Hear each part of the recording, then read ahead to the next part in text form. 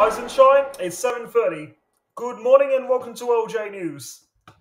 When Byron Bay resident Fintan Callaghan's rental accommodation was converted into a yoga studio, he did not expect to wind up the homeless.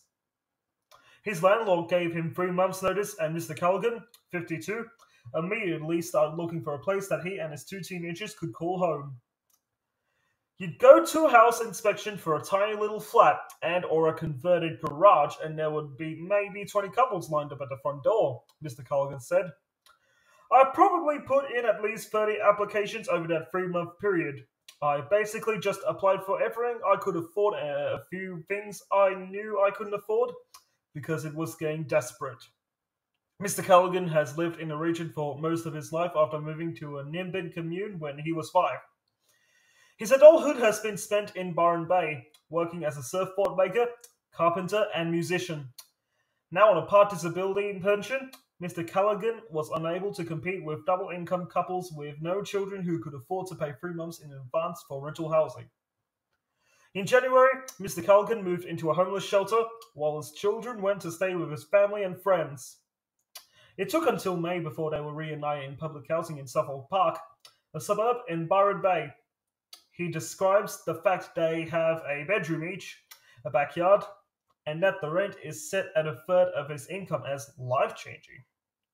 Despite Byron's glamorous image as the home of celebrities like Chris Hemsworth and a setting for reality TV shows Byron Bays and Byron, Mr Callaghan's experience is common. The New South Wales government street count earlier this year showed 345 of the state's 1,141 rough sleepers were in the Northern Rivers, second only to Greater Sydney. The town of Byron Bay alone had 198 rough sleepers, behind the city of Sydney at 272. Social Features Chief Executive Tony Davies said in the past 18 months, his service had seen a rise in people being homeless for purely economic reasons rather than traditional causes of homelessness, such as mental health problems.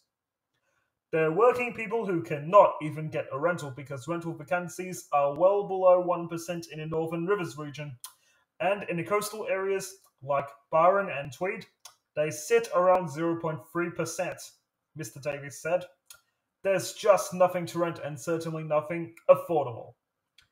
An influx of Sydney-siders seeking a sea change or buying holiday homes since the start of the COVID-19 pandemic has pushed up median house prices to $2.29 million in a Byron Bay township, according to Domain's house price report from September 2021. In Byronshire, house prices are now $1.55 million, a rise of 34.8% in a year and 112% in 5 years, while units have grown to 50.6% in a year to $1.82 million. Byronshire Mayor Michael Ryan said the area had the worst housing emergency in Australia.